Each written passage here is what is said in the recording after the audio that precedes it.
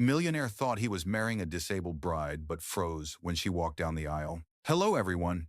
Before we begin today's story, I have a small favor to ask. Please hit subscribe and turn on the notification bell so you never miss our channel's new videos. It is quick, free, and the best way to support us in bringing you more dramatic stories. Your support truly means the world to us. Where are you watching from? Drop your city or country in the comments below. Thank you very much. Now, let us return to today's story. Millionaire thought he was marrying a disabled bride, but froze when she walked down the aisle. The night rain drummed softly against the glass walls of the Cole Tower penthouse, streaking the city lights into long silver lines. Inside, everything looked perfect: the marble floors, the cold scent of coffee, and the man standing by the window. Ethan Cole, 35, tech millionaire and CEO of Cole Innovations, was known for being brilliant, ruthless, and incapable of attachment. But tonight, even he looked unsettled. Across the room sat Clara Evans, a quiet artist whose wheelchair was parked beside her. Her long hair was tucked behind her ears, and her hands rested calmly on her lap. She was not supposed to be here, not in this world of power suits and glass towers, yet her gaze was steady, unflinching. Ethan turned from the skyline and said, his voice low but direct, "Marry me, Clara. Think of it as a contract." For a heartbeat, she said nothing. Only the faint hum of the rain filled the silence. Then she lifted her chin. "You do not even know me, Mr. Cole. Why would you marry a woman in a wheelchair?" Ethan's tone was clipped, businesslike. "Because I need a wife who looks genuine. My company is under media fire after the foundation scandal. The board demands a human image. You are strong, graceful, and frankly, the kind of person who reminds the world that I still have a heart." She gave a faint, humorless smile. "So you want pity packaged as redemption?" His jaw tightened. "You will receive full medical coverage, the best physical therapy, and a studio of your own. 6 months of appearances. When the contract ends, you walk away debt-free." Clara looked down at her trembling fingers. The offer was absurd, but the hospital had already sent its third notice. Her art studio lease would expire in a week. The word walk hung in her mind like a ghost of something she once had. Finally, she whispered, "And if I say yes?" And Flotty, did. Ethan walked to the table, slid a folder across the glass surface, and met her eyes. "Then you sign this. No emotions, no pretense of love, just a deal." She stared at the folder, then back at him. "You think my wheelchair makes me desperate, do you?" He hesitated, almost offended by the calm in her voice. "No," he said quietly. "I think it makes you brave enough to know the world does not play fair." A small laugh escaped her, not of amusement, but disbelief. "And you, Mr. Cole, think a marriage contract will fix your reputation?" He leaned closer. "It will fix both of us." The rain outside grew heavier, the sound of thunder rolling through the city. Clara closed her eyes for a second, then opened them again, steady, determined. "Fine," she said softly. "Send the papers." Ethan exhaled, almost relieved. "You will not regret this."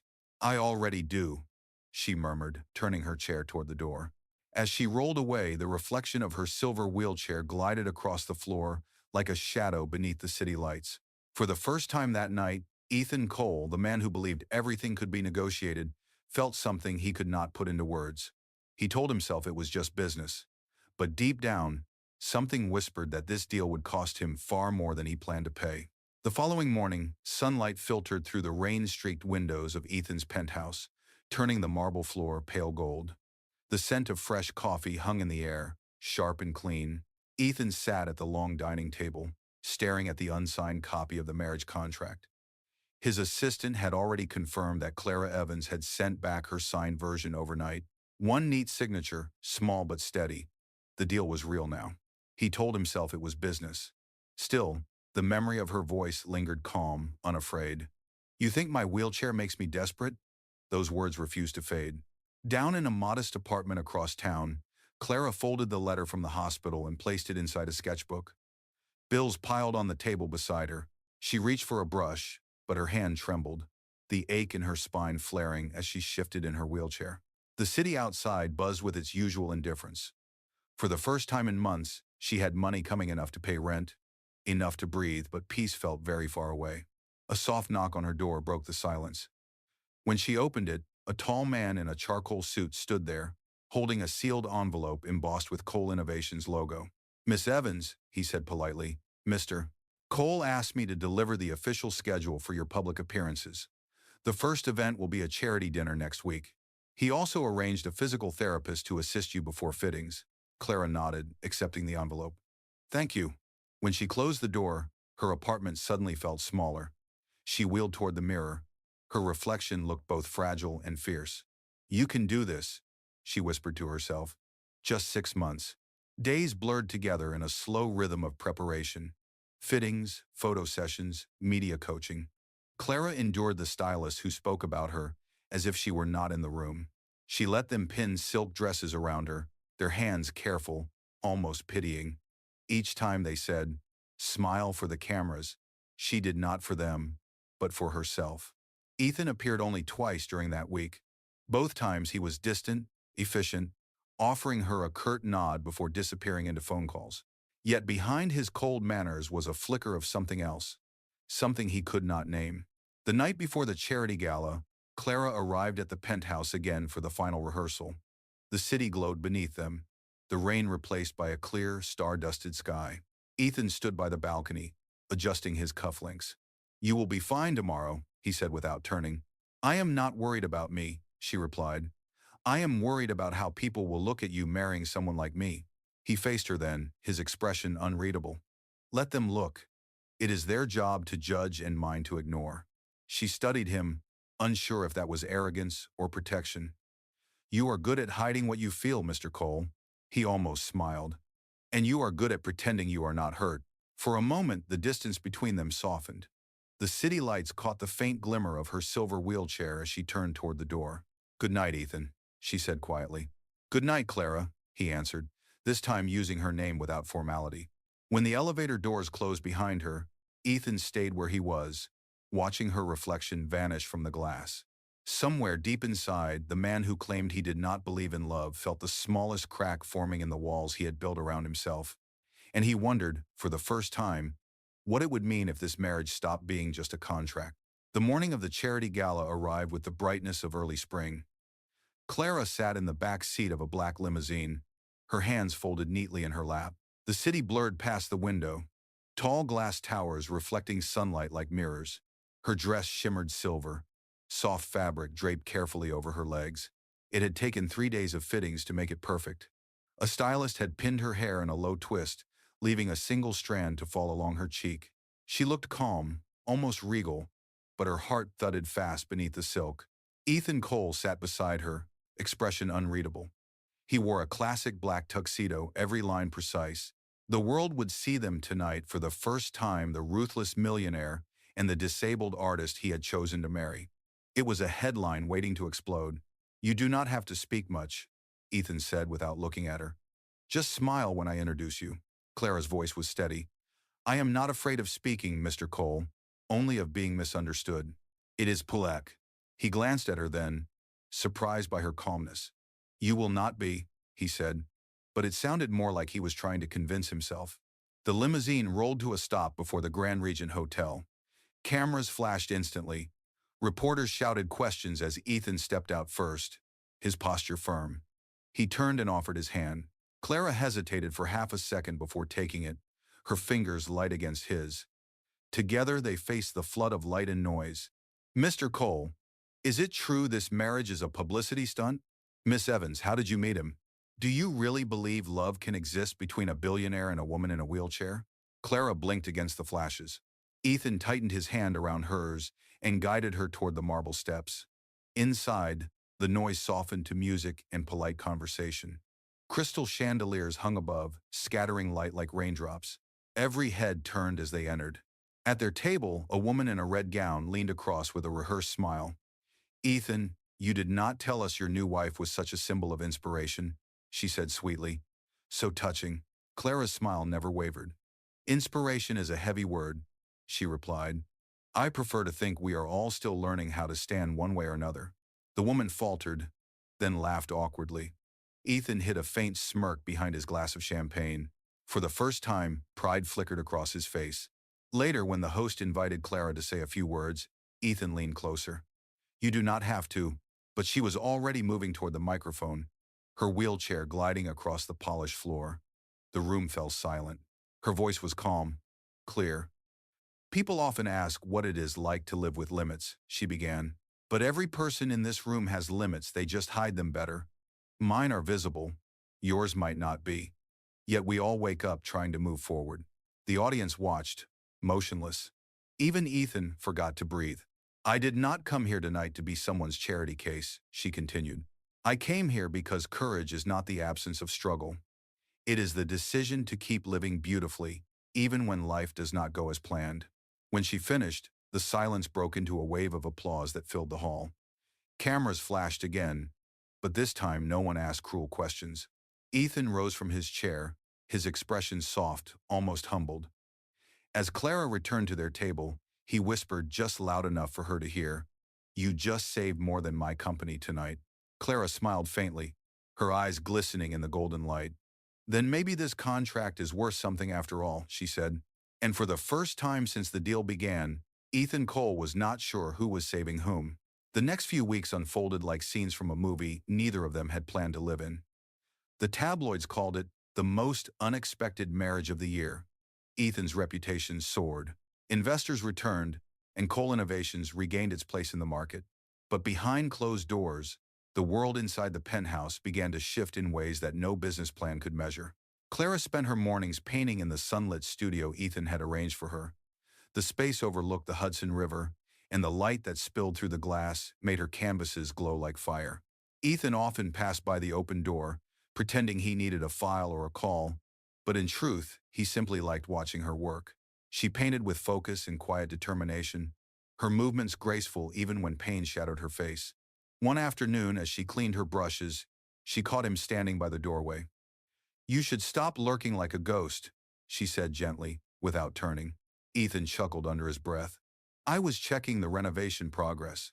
She smiled faintly. "You do not have to explain. It is your house. I am just borrowing a corner of it." His voice softened. "It does not feel like borrowing anymore. There's leader, Lee Reloops Callant, in the Manus." That night they shared dinner for the first time without assistants or cameras. The silence between them was not cold. It was cautious, fragile, like a truce neither wanted to break. When the power flickered during a sudden thunderstorm, Clara lit 2 candles and laughed softly. "Even penthouses lose light sometimes," she said. Ethan watched the flame reflect in her eyes. "You seem calm about everything, even when the world is falling apart." She shook her head. "I just learned that panic never fixed anything. When you spend months in recovery, you either find patience or lose yourself." Her honesty caught him off guard. For the first time, he talked about his sister's accident, the one he never mentioned publicly. "She was younger than me," he said quietly. "A car crash. I was supposed to drive that night, but she took my keys. I built everything I have trying to outwork guilt." Clara listened, her expression soft. "You built walls instead," she said gently. Ethan's gaze met hers across the flickering candlelight. "And you? What are you building, Clara?" She smiled sadly. "A way back to myself." The thunder outside faded into rain. The two of them sat in silence, not as business partners but as 2 damaged souls finding unexpected shelter in each other's company. Over the next few days, Ethan began to notice details he had ignored before. How Clara hummed quietly while painting. How she organized his chaotic desk.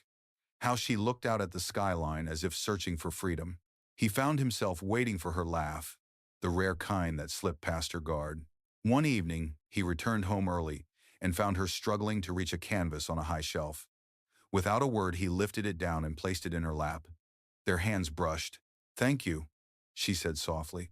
"You do not have to thank me for existing here," he replied. Clara looked at him for a long moment. "You are not what I expected, Ethan." He tilted his head. "And what did you expect?" "It is Will Padavant." Enning minused. "Someone colder," she said. "Someone who would forget this is more than a contract." He gave a quiet laugh. "Do not give me too much credit. I am still learning what it means to care." Her eyes held his, unflinching. "So am I." The candlelight memory of that night stayed with both of them. Neither spoke of it again.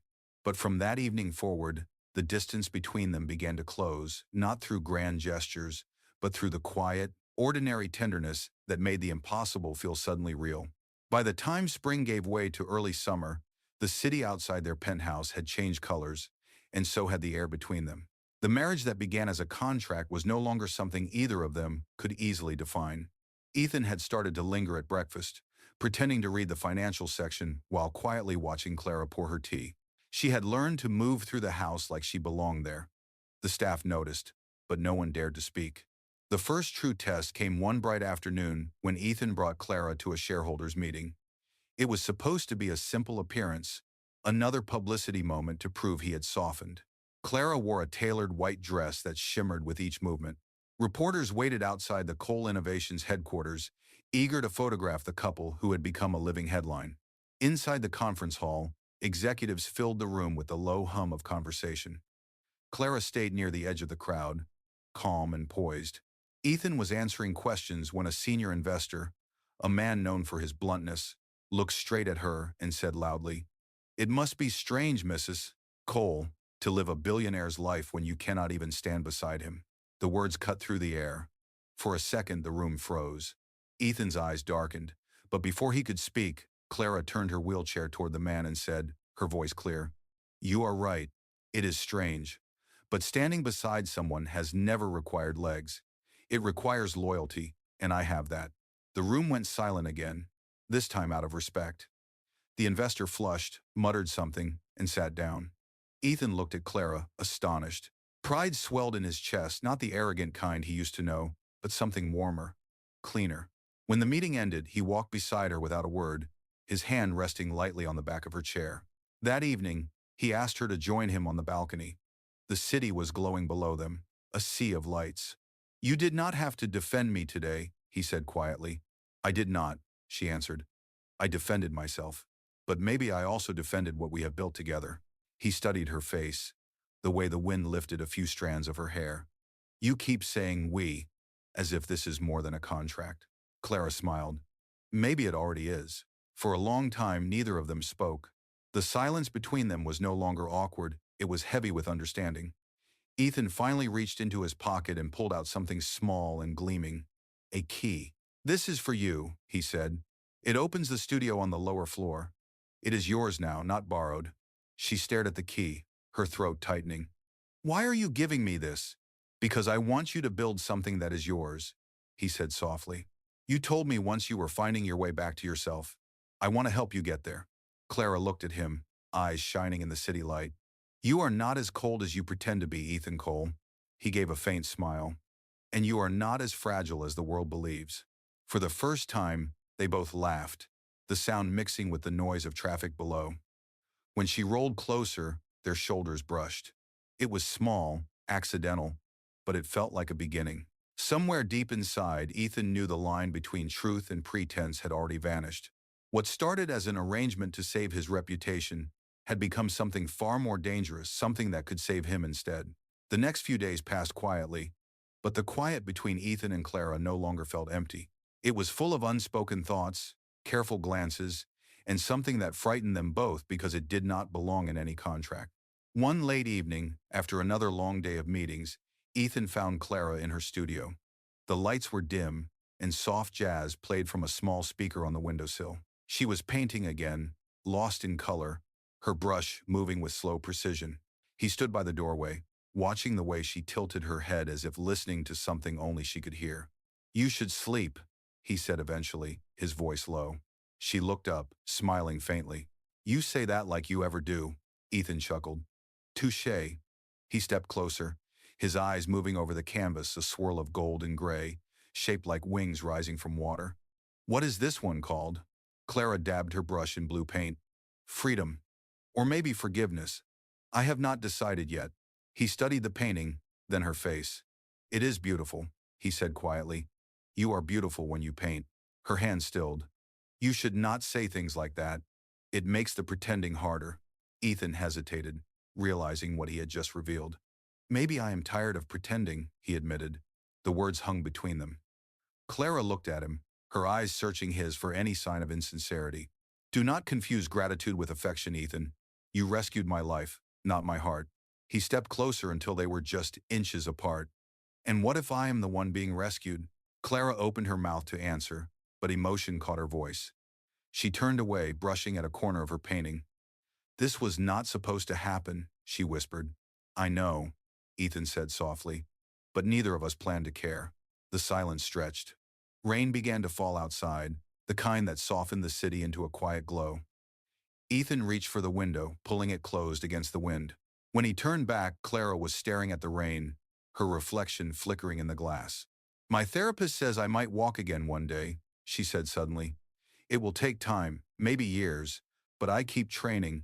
I have not given up. He nodded slowly. You never do. That is what I admire most about you. She gave a sad smile. You admire me because I am safe to admire. You think my broken pieces will never threaten your walls. That is not true, Ethan said firmly. You are the only one who makes me see how high those walls really are. For the first time, she looked unsure. Ethan, if this continues, it stops being a performance. It becomes real. He met her gaze, his voice barely above a whisper. Then let it be real. Neither of them moved. The distance between them was smaller than ever, filled with the hum of the city and the faint smell of paint. When Clara finally spoke, her voice trembled just enough to break his composure. I do not want to be someone's redemption story. I want to be chosen. Ethan reached for her hand, steady and sincere. Then choose me too, he said. For a heartbeat, she let him hold her hand, feeling the warmth that made the world blur around them. Then she gently pulled away, not out of rejection, but fear of what it meant. Good night, Ethan, she whispered. He watched her wheel toward the doorway, her figure framed by the soft light of the studio. When she was gone, he looked back at the painting, those golden wings rising through the storm, and realized it was the first time he had felt hope in years. The next morning arrived with the calm that always came before a storm. Ethan left early for meetings, unaware that someone inside his company had already decided to destroy everything he had rebuilt. His assistant, Ryan Hale, had watched his boss change over the past few months, become softer, distracted, human. To Ryan, that made Ethan vulnerable. And vulnerability was dangerous for business. By midday, a headline began circulating through the financial blogs. Ethan Cole's marriage to disabled artist exposed as PR strategy. The article claimed that Clara had faked her disability to gain sympathy, that the entire relationship was staged to repair Ethan's image. It quoted anonymous company sources and included edited photos of Clara standing at a gallery months before her accident. Within hours, the story spread across every major news outlet. When Ethan saw it, he froze. His phone vibrated with messages from investors, journalists, and board members demanding answers. His assistant handed him a printed copy of the article, eyes full of fake sympathy. Sir, I told you she might be playing you, Ryan said quietly. It looks bad. Ethan's pulse thudded in his ears. Find out who leaked this, he ordered. Ryan nodded, but his smirk was small and deliberate. At the same time, Clara was in her studio, finishing a new piece when her phone began to buzz uncontrollably. Message after message appeared, headlines, screenshots, hateful comments. Her breath caught as she scrolled through the lies. The worst part was not the words. It was seeing Ethan's silence in every feed. By evening, reporters were outside the building. Cameras flashed as she tried to leave in her wheelchair. Clara, did you fake your injury? One of them shouted. Was the marriage a publicity stunt? Her eyes burned, but she said nothing. She simply kept moving until she reached the elevator. Upstairs, Ethan waited in the living room, the article still on the screen behind him. When Clara entered, the tension was sharp enough to cut through air. Say something, she said quietly. You read it, did you not? He met her gaze, his face unreadable. I need to know the truth, Clara. The pictures, they show you standing. Her voice shook. Those pictures are from before the accident. You know that. He hesitated, and that single pause was enough to wound her deeper than any headline. So you think I lied to you? She said softly. Ethan's voice cracked, frustration mixing with fear. Everything I have built could fall apart if this is real. I need to be sure. These found the scribe, her eyes filled with tears she refused to let fall. You were sure when it helped your reputation, but now that it costs you, you doubt me. He stepped forward. Clara, please! She raised her hand to stop him. No, Ethan. You wanted a contract. Here it is. I resign from being your wife. She pulled the small silver key he had given her from her pocket and placed it on the table. The sound of metal against glass echoed through the room. I believed you saw me. she said, her voice breaking. But you only ever saw what you needed. Then she turned her chair toward the door. For the first time since he met her, Ethan did not know how to stop her. He stood frozen as the elevator closed between them, her reflection disappearing in the mirror-like doors. When the silence returned, he looked down at the table, at the key she had left behind, and realized he had just lost the only thing in his life that was real. For weeks after Clara left, Ethan's world unraveled piece by piece. The penthouse that once felt alive now echoed with silence. He tried to bury himself in work, but every meeting felt hollow. Investors still called, lawyers still advised, and the media still tore his name apart, but none of it mattered anymore. The only thing he could think about was the way Clara's voice had cracked when she said, "You only ever saw what you needed." One night, unable to sleep, he opened the file his security team had compiled about the leak. Inside were financial transfers from Ryan Hale to a media consultant and a trail of messages that confirmed what Ethan dreaded to believe his own assistant had planted the story. Rage burned through him. The next morning, he confronted Ryan in front of the board. "You sabotaged me," Ethan said, his voice calm but lethal. Ryan tried to protest, but Ethan threw the printed evidence onto the table. "You wanted my place, so you sold the woman I cared about to the tabloids. You are finished." Security escorted Ryan out as the boardroom fell silent, but the victory felt empty. Clearing his name meant nothing if Clara still believed he had doubted her. That night, Ethan drove across the city to the small art gallery district. He remembered Clara mentioning that she dreamed of opening an exhibit called The Weight of Wings. As he turned the corner, his headlights caught sight of a newly opened storefront glowing softly in the dark. The name painted on the glass made his breath catch. Evans' studio, The Weight of Wings. Inside, people moved quietly among rows of canvases. Each painting shimmered with emotion, colors of storm and light, pain and rebirth. And there she was standing. Clara stood near the center of the room, wearing a simple cream dress, holding a cane for balance. Her steps were careful but strong. She was walking. Ethan froze at the doorway, watching her smile as she spoke with a visitor. It took him a long moment to find his voice. "Clara," he said finally. The room went still. She turned, her expression unreadable. "Ethan." He took a few steps closer. "You are walking." Her voice was calm. "Not perfectly, but enough. I have been working with the therapist you hired. I just never told you because I wanted to surprise you when I could do it on my own." Ethan's throat tightened. The article was a lie. It was Ryan. "I have proof now. I should have trusted you." She looked at him for a long time, the crowd fading into background noise. "You should have," she said softly. "But you did not. And that hurt more than the story." He stepped forward until they were face to face. "Clara, I do not expect forgiveness. I only came to tell you that you were right. I saw what I needed, and I needed you to remind me how to be human." For the first time, her eyes softened. "You were never heartless, Ethan. You were just afraid of feeling too much." He nodded, his voice rough. "Then maybe I am not afraid anymore." She looked down at the cane in her hand, then at him. "You once said everything could be negotiated. So what would you offer for another chance?" Ethan smiled faintly. "Everything I have left." The crowd around them began to applaud, assuming it was part of the event. But for Ethan and Clara, the applause was distant, almost unreal. In that moment, it was just the two of them, a man who finally understood the cost of pride and a woman who had learned to stand on her own. As the lights reflected off her painting of wings breaking through storm clouds, Clara whispered, "Maybe this time, we build something real." Ethan nodded, his voice steady. "No contracts, just us." And for the first time in a long time, she believed him. 6 months later, the world looked very different for both of them. The media had moved on to another story, and Ethan Cole was no longer the ruthless millionaire who hid behind contracts. He was simply a man who had learned the cost of pride and the power of grace. Clara's gallery had become a quiet success. Her paintings were now known for their mix of strength and tenderness, each one carrying traces of her healing. The evening sky was streaked with gold as guests began to gather in a glass garden overlooking the Hudson River. White chairs lined the aisle, petals scattered across the floor, and soft music floated through the air. It was their wedding day, the real one. Ethan stood at the altar in a charcoal suit, hands clasped, his heart racing for reasons that had nothing to do with nerves.